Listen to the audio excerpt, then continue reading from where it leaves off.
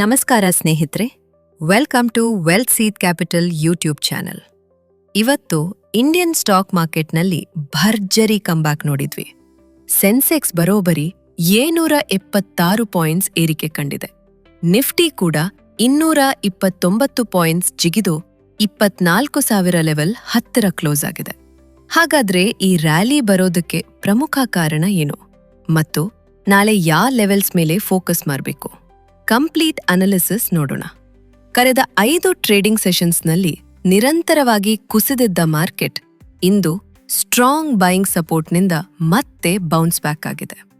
Mid cap ಮತ್ತು small cap ಸ್ಟಾಕ್ಸ್ಗಳಲ್ಲೂ ಉತ್ತಮ buying ಕಂಡುಬಂದಿದ್ದು ಬ್ರಾಡ್ ಮಾರ್ಕೆಟ್ ಸ್ಟ್ರೆಂತ್ ಸ್ಪಷ್ಟವಾಗಿ ಕಾಣಿಸಿತು. ಒಂದೇ ಟ್ರೇಡಿಂಗ್ ಸೆಷನ್ನಲ್ಲಿ ಇನ್ವೆಸ್ಟರ್ಸ್ ವೆಲ್ತ್ ಸುಮಾರು 5 ಲಕ್ಷ ಕೋಟಿ ರೂಪಾಯಿ ಹೆಚ್ಚಾಗಿದೆ. ಇಂದಿನ ರ್ಯಾಲಿ ಹಿಂದೆ 4 ಪ್ರಮುಖ ಕಾರಣಗಳಿವೆ. Reason 1, global market sentiment positive ಆಗಿತ್ತು. ಜಿಯೋಪಾಲಿಟಿಕಲ್ ಟೆನ್ಷನ್ ಸ್ವಲ್ಪ ಕಡಿಮೆಯಾಗಿದ್ದರಿಂದ ಇನ್ವೆಸ್ಟರ್ಸ್ ಕಾನ್ಫಿಡೆನ್ಸ್ ಹೆಚ್ಚಾಯಿತು. ರೀಸನ್ 2, ಕ್ರೂಡ್ ಆಯಿಲ್ ಪ್ರೈಸಸ್ ಇಳಿಕೆಯಾಗಿರುವುದು ಭಾರತದ ಎಕಾನಮಿಗೆ positive news. Oil import cost ಕಡಿಮೆಯಾಗುವ ನಿರೀಕ್ಷೆಯಿಂದ ಮಾರ್ಕೆಟ್ಗೆ ಸಪೋರ್ಟ್ ಸಿಕ್ಕಿತ್ತು. ರೀಸನ್ 3, ಕಳೆದ 5 ದಿನಗಳ ಕರೆಕ್ಷನ್ ನಂತರ ಕ್ವಾಲಿಟಿ ಸ್ಟಾಕ್ಸ್ನಲ್ಲಿ ವ್ಯಾಲ್ಯೂ ಬೈಯಿಂಗ್ ಶುರುವಾಯಿತು. ಇನ್ಸ್ಟಿಟ್ಯೂಷನಲ್ ಇನ್ವೆಸ್ಟರ್ಸ್ ಕೂಡ ಉತ್ತಮ ಬೈಯಿಂಗ್ ಮಾಡಿರೋದು ಮಾರ್ಕೆಟ್ಗೆ ಮತ್ತಷ್ಟು ಸ್ಟ್ರೆಂತ್ ನೀಡಿತು. ರೀಸನ್ 4, ಹಲವು ದೊಡ್ಡ ಕಂಪನಿಗಳ ಸ್ಟ್ರಾಂಗ್ ಕ್ವಾರ್ಟರ್ಲಿ ರಿಸಲ್ಟ್ಸ್ ಕೂಡ ಇನ್ವೆಸ್ಟರ್ಸ್ ಸೆಂಟಿಮೆಂಟ್ ಪಾಸಿಟಿವ್ ಆಗಲು ಕಾರಣವಾಯಿತು. ಇವತ್ತು ನಿಫ್ಟಿ 50 ಟಾಪ್ ಗೇನರ್ಸ್ನಲ್ಲಿ ಇಟರ್ನಲ್ 5.61% ಏರಿಕೆ ಕಂಡು ಮೊದಲ ಸ್ಥಾನ ಪಡೆದುಕೊಂಡಿದೆ. ಇಂಡಿಗೋ 5.12% ಗೇನ್ ಮಾಡಿ ನಂತರದ ಸ್ಥಾನದಲ್ಲಿದೆ.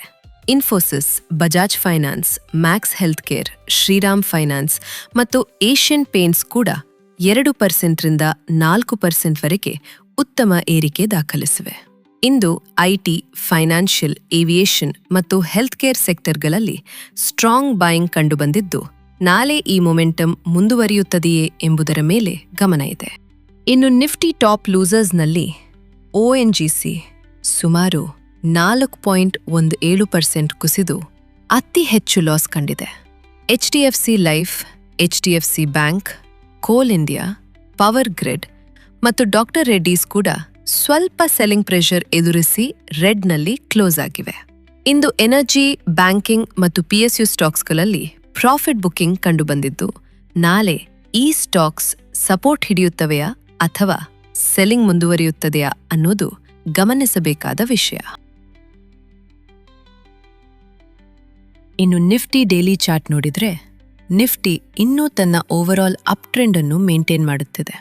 ಇಂದಿನ ಕ್ಯಾಂಡಲ್ ಬುಲ್ಲಿಶ್ ಆಗಿದ್ದು ಕಳೆದ ಕೆಲವು ದಿನಗಳ ಸೆಲ್ಲಿಂಗ್ ಪ್ರೆಷರ್ ನಂತರ ಬಯರ್ಸ್ ಮತ್ತೆ ಮಾರ್ಕೆಟ್ಗೆ ಎಂಟ್ರಿ ಮಾಡಿರುವ ಸೂಚನೆ ನೀಡುತ್ತಿದೆ.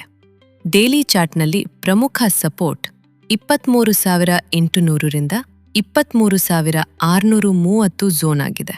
ಈ ಲೆವೆಲ್ ಹೋಲ್ಡ್ ಆದಷ್ಟು ಕಾಲ ಮೀಡಿಯಂ ಟರ್ಮ್ ಟ್ರೆಂಡ್ ಪಾಸಿಟಿವ್ ಆಗಿರುತ್ತದೆ. ಮೇಲಿನ ಕಡೆ 24,250 ಮೊದಲ ರೆಸಿಸ್ಟೆನ್ಸ್ ಆಗಿದ್ದು ಅದರ ನಂತರ 24,360 ಪ್ರಮುಖ ರೆಸಿಸ್ಟೆನ್ಸ್ ಝೋನ್ ಆಗಿದೆ. ಈ 2 ಲೆವೆಲ್ಸ್ ಮೇಲೆ ಸ್ಟ್ರಾಂಗ್ ಬ್ರೇಕ್ಔಟ್ ಬಂದರೆ ನಿಫ್ಟಿ ಮತ್ತೆ 24,500 ಕಡೆ ರ್ಯಾಲಿ ಮಾಡುವ ಸಾಧ್ಯತೆ ಇದೆ. ಒಟ್ಟಾರೆ ಟ್ರೆಂಡ್ ಇನ್ನೂ ಪಾಸಿಟಿವ್ ಆಗಿದೆ. ಆದರೆ 24,250 ಲೆವೆಲ್ ಅಪ್ಸೈಡ್ 1 ಕನ್ಫರ್ಮೇಷನ್ ಬ್ರೇಕ್ಔಟ್ ಬಂದ ನಂತರವೇ ಫ್ರೆಶ್ ಬೈಯಿಂಗ್ ಮಾಡುವುದು ಉತ್ತಮ. Until then traders risk management ಜೊತೆಗೆ ಟ್ರೇಡ್ ಮಾಡುವುದು ಸೂಕ್ತ. ನೆಕ್ಸ್ಟ್ 15 ನಿಮಿಷ ಚಾರ್ಟ್ ನೋಡಿದ್ರೆ ನಿಫ್ಟಿ ಇಂದು ಸ್ಟ್ರಾಂಗ್ ರಿಕವರಿ ತೋರಿಸಿದೆ. ಮಾರ್ಕೆಟ್ 24,000 ಇಂಪಾರ್ಟೆಂಟ್ ಸೈಕಲಾಜಿಕಲ್ ಲೆವೆಲ್ ಅನ್ನು ಮತ್ತೆ ಪಡೆದುಕೊಂಡಿದೆ.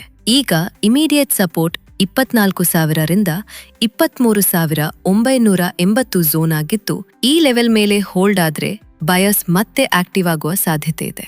ಮೇಲಿನ ಕಡೆ ಇಮಿಡಿಯೇಟ್ ರೆಸಿಸ್ಟೆನ್ಸ್ 24,250 ಇದೆ. ಈ ಲೆವೆಲ್ ಬ್ರೇಕ್ ಆದ್ರೆ ನಿಫ್ಟಿ 24,360ರಿಂದ 24,400 ಝೋನ್ ಕಡೆ ಮೂವ್ ಮಾಡುವ ಸಾಧ್ಯತೆ ಹೆಚ್ಚಿದೆ. ಆದ್ರೆ 24,000 ಕೆಳಗೆ ಕ್ಲೋಸ್ ಆದ್ರೆ ಪ್ರಾಫಿಟ್ ಬುಕಿಂಗ್ ಬಂದು 23,900ರಿಂದ 23,850 ಝೋನ್ ವರೆಗೆ ಕರೆಕ್ಷನ್ ಕಾಣಬಹುದು. ಹಾಗಾಗಿ ನಾಳೆ ಓಪನಿಂಗ್ ಹಾಗೂ 24,000 ಲೆವೆಲ್ ತುಂಬಾ ಮುಖ್ಯ. ಇವಾಗ ಬೈ ಪ್ಲಾನ್ ನೋಡೋಣ. ನಾಳೆ ನಿಫ್ಟಿ 24,250 ಮೇಲೆ 15 ನಿಮಿಷ ಕ್ಯಾಂಡಲ್ ಕ್ಲೋಸ್ ಕೊಟ್ರೆ ಬೈ ಎಂಟ್ರಿ ಪ್ಲಾನ್ ಪರಿಗಣಿಸಬಹುದು.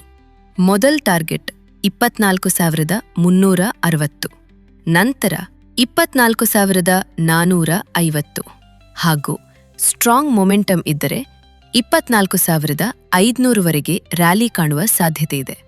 ಸ್ಟಾಪ್ ಲಾಸ್ ಅನ್ನು 24,180 ಬಳಿ ಮೇಂಟೈನ್ ಮಾಡಿ. ಇವಾಗ ಸೆಲ್ ಪ್ಲಾನ್ ನೋಡೋಣ. ಒಂದು ವೇಳೆ ನಿಫ್ಟಿ 23,980 ಕೆಳಗೆ 15 ನಿಮಿಷ ಕ್ಯಾಂಡಲ್ ಕ್ಲೋಸ್ ಕೊಟ್ರೆ ಸೆಲ್ಲಿಂಗ್ ಪ್ರೆಷರ್ ಹೆಚ್ಚಾಗುವ ಸಾಧ್ಯತೆ ಇದೆ.